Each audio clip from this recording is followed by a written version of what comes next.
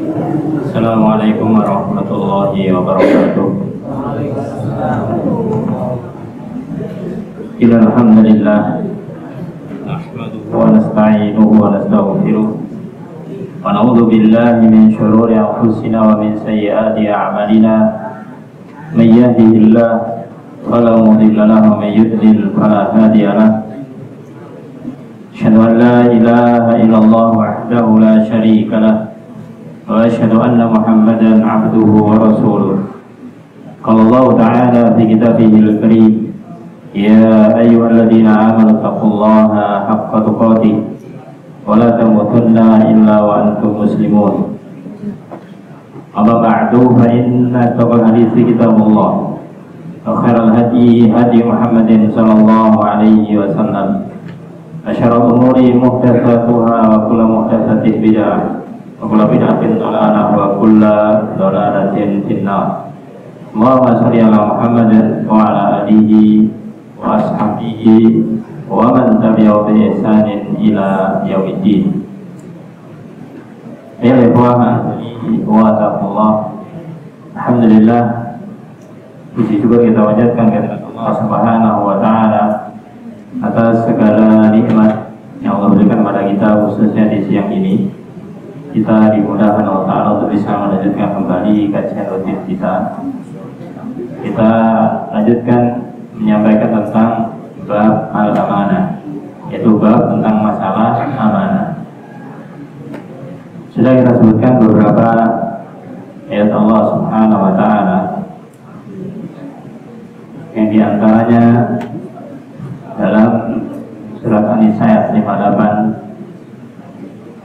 kemudian juga yang berikutnya dalam surat Al-Anfal ayat 27. Yang di dua ayat itu, yang pertama berupa perintah untuk menjaga atau melaksanakan amanah, dan ayat yang kedua larangan untuk berbuat sebaliknya, yaitu khianat. Maka di dalam ayat yang lainnya dalam surat Al-Mu'minun ayat ke-8 Allah berfirman, walladzina hum li amanatihim wa 'ahdihim ra'un. Yang artinya, dan orang-orang yang memelihara amanah-amanah yang dipikulkannya dan juga janji-janji. Kita ketahui surat Al-Mu'minun, maka ini gambaran tentang sifatnya orang-orang mukmin, sebagaimana nama suratnya Al-Mu'minun.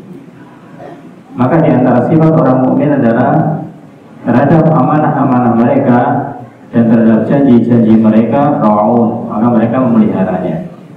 Memelihara dalam arti adalah ketika berjanji menepati janjinya. Ketika dia diberi amanah, maka dia menjalankannya, tidak berbuat khianat.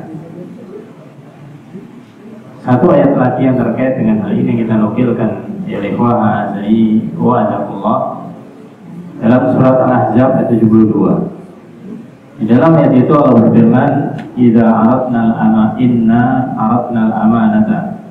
Sesungguhnya kami telah menawarkan amanat ini al-samawat wal ardh, kepada langit yang 7, langit-langit, dan juga al-ardh, kepada bumi, wal jibal, bahkan kepada gunung. Fa'abaina, maka mereka semuanya itu enggan, tidak mau menerima amanah ini. Ayah mil'aha, mereka enggan untuk mengembannya, untuk memikulnya. Wa asfaqna minha, bahkan tidak hanya mereka merasa enggan, tapi juga merasa berat, merasa khawatir, jangan-jangan nanti tidak bisa memikulnya. Wa asfaqna minha. Kemudian Allah berfirman, wa hamalahal insan, dan ternyata manusia itu yang memikulnya.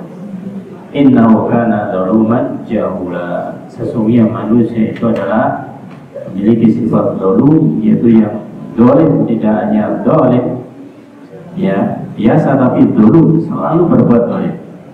Jahula, dan selalu berbuat jahil, artinya berulang-ulang. Nah, ayatnya dari wa'azani wa'azullah menunjukkan bahwasanya amanah ini adalah merupakan perintah dari Allah Subhanahu wa Ta'ala untuk dilakukan.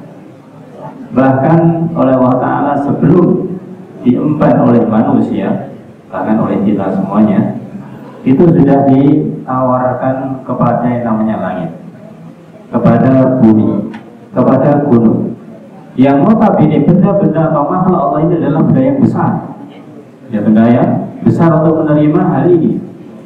Seharusnya lebih mampu karena benda-benda yang besar. Tapi ternyata mereka enggan, artinya bukan berarti tidak mau, tapi merasa berat. Tidak merasa berat untuk bisa menerimanya. Dan ini berupa tawaran, sehingga tidak kewajiban. Bukan yang Allah wajibkan pada langit dan bumi dan gunung juga, ditawarkan. Namun ternyata wahamala al-insan, dan ini insannya adalah berupa mayat, ya, dan manusia yang menanggungnya, yang mau ikut bebannya. Kemudian Allah sebutkan, ketika manusia menerima amanah ini, innahu kana zaluman jahula, sesungguhnya mereka manusia adalah zalim, yaitu berulang-ulang berbuat zalim, jahul, dan mereka itu juga berbuat jahil atau jadi dengan kebodohan. Ini sedikit penjelasan dari beberapa mufassir bahwasanya tidaklah semua manusia berarti zaluman jahula. Ketika Allah Subhanahu wa taala menawarkan tentang amanah ini, maka tentunya barang siapa yang bisa mengemban amanahnya akan mendapatkan ajr, mendapatkan thawab dari Allah Ta'ala, pahala dari Allah Ta'ala. Namun ketika mereka sudah mau menerimanya, tapi kemudian dia tidak melaksanakannya, itu mendapatkan dosa. Ini dikatakan zaluman jahula. Maka kalau kepada kita sebagai manusia, ya, sudah menerima amanah ini, dan memang sudah diwakili sejak zaman ayat ini turun, manusia yang menerima ini, sehingga Allah berikan perintah, berikan larangan untuk ditaati. Nah, tentunya kita ingin menjadi orang yang tidak dimaksudkan di dalam ayat ini. Dikatakan zaluman jahula karena memang mayoritas, kebanyakan orang ketika mendapatkan yang namanya amanah, maka mereka mengabaikannya. Mereka tidak mau tahu tentang risiko yang ditanggungnya, sehingga mereka kadang-kadang mudah-mudah untuk menerima amanah tapi mengkhianatinya. Maka jangan seperti itu.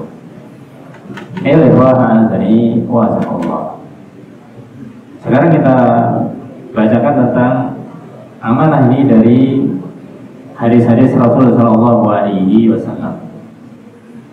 Hadis yang pertama diriwayatkan Imam Bukhari an Abi Hurairah radhiyallahu anhu. Dari Abu Hurairah semoga beritanya, dia mengatakan, bainana Nabi sallallahu alaihi wasallam fi majlisin, ketika Rasulullah SAW dalam suatu majelis,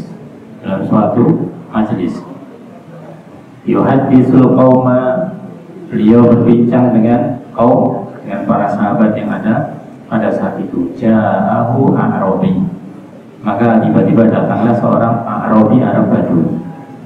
Ini berkali-kali kejadian terjadi ketika Rasul yang bermajelis kepada para sahabat, namanya orang A'rabi atau yaitu orang yang Badui ini ketika datang, ya karena orang pegunungan tidak punya adab, kadang datang nyelonong langsung, bahasa kita itu, ya. Maka datang Rasulullah SAW, meskipun Rasul yang berada di tengah-tengah para sahabat, tanya langsung, mata saat, kapan terjadi hari kiamat? Karena Rasulullah SAW itu masih dalam satu majelis para sahabat, Rasulullah SAW. Maka Rasulullah SAW itu membiarkan pertanyaan itu tidak dijawab, ya. Itu yang dia tanyakan itu atau diajak bicara itu tidak dijawab. Maqala ba'dul qaum, Rasul terus menyampaikan apa yang disampaikan oleh para sahabat. Maka kemudian ba'dul qaum sebagian sahabat mengatakan sami'a maqala, sepertinya Rasul itu mendengar. Fakariha maqal, nanti Rasul tidak suka, ya. tidak suka dengan apa yang dikatakan, yang artinya bahwasanya sedang menyampaikan sesuatu tahu-tahu nanya. Maka Rasul tidak suka, ini tidak punya adab kan demikian. Ini sebagian mengira demikian. Bapak Abadu dan sebagian berkata, balamnya semak. Bisa jadi Rasul memang tidak mendengar karena sedang menyampaikan sesuatu kepada para sahabat dan mendengar pertanyaan ini. Hatta idza qada haditsahu, ketika Rasul sudah selesai menyampaikan sesuatu kepada para sahabatnya itu qol, maka Rasul bertanya, aina rasul anisa'ah, mana tadi orang yang bertanya tentang hari kiamat. Ini ada dua kemungkinan dikatakan oleh sahabat tadi. Yang pertama, Rasul mendengar tapi tidak langsung ditanggapi, ya, sehingga tidak memperhatikan siapa yang bertanya. Yang kedua, memang Rasul ketika sedang menyampaikan tidak mendengar sehingga tanya lagi, tadi siapa yang bertanya tentang itu, gak jelas, sehingga ditanyakan ulang oleh Rasulullah. Kalau maka Arabi atau Arab tadi mengatakan, ana ya Rasulullah, ana ya Rasulullah, aku wahai Rasulullah. Kalau maka ketika ditanya tentang hari kiamat, apa jawaban Rasulullah SAW?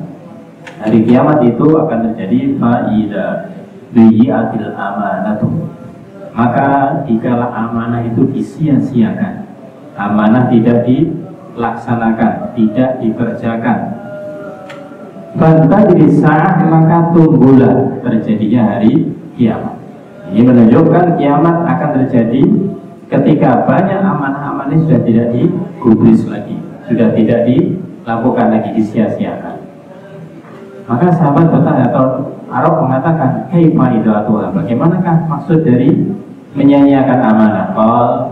Maka beliau menjawab, idza usnidal amru ila ghairi ahli fantadri saat, ketika perkara ini disandarkan kepada orang yang bukan ahlinya, ketika perkara ini diserahkan kepada orang yang bukan ahlinya, maka tunggulah kiamat itu akan terjadi. Maka kalau kita lihat fenomena di negara ini, khususnya para jamaah di seluruh dunia, betapa banyak amanah-amanah yang itu sudah diabaikan. Jangankan lingkup negara, lingkup yang kecil, katakanlah lingkup desa, ya, lingkup RT, dan bahkan keluarga, maka betapa yang namanya amanah ini kadang-kadang tersia-siakan.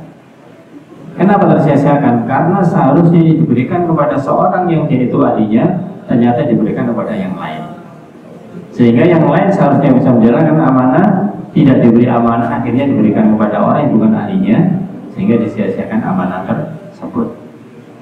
Maka di sini menunjukkan bagaimanakah ketika suatu perkara itu tidak diberikan kepada yang bukan ahlinya, maka bantah diri saat, tunggulah kedatangan hari kiamat nanti. Maka faedah hadis dari ini bagi kita, maka ketika kita mendapatkan amanah, kemudian kita itu tidak berusaha semaksimal mungkin untuk bisa mengemban amanah itu, dengan bahasa kasarnya itu berarti kita mempercepat terjadinya kiamat. Bukan kita percepat, perilaku kita ini yang mempercepat yang demikian itu, meskipun sudah ditakdirkan. Dan kita jangan sampai menjadi orang yang bagian ini. Kita harus berusaha menjadi orang-orang yang amin, orang yang bisa memegang amanah. Ayo dari Allah.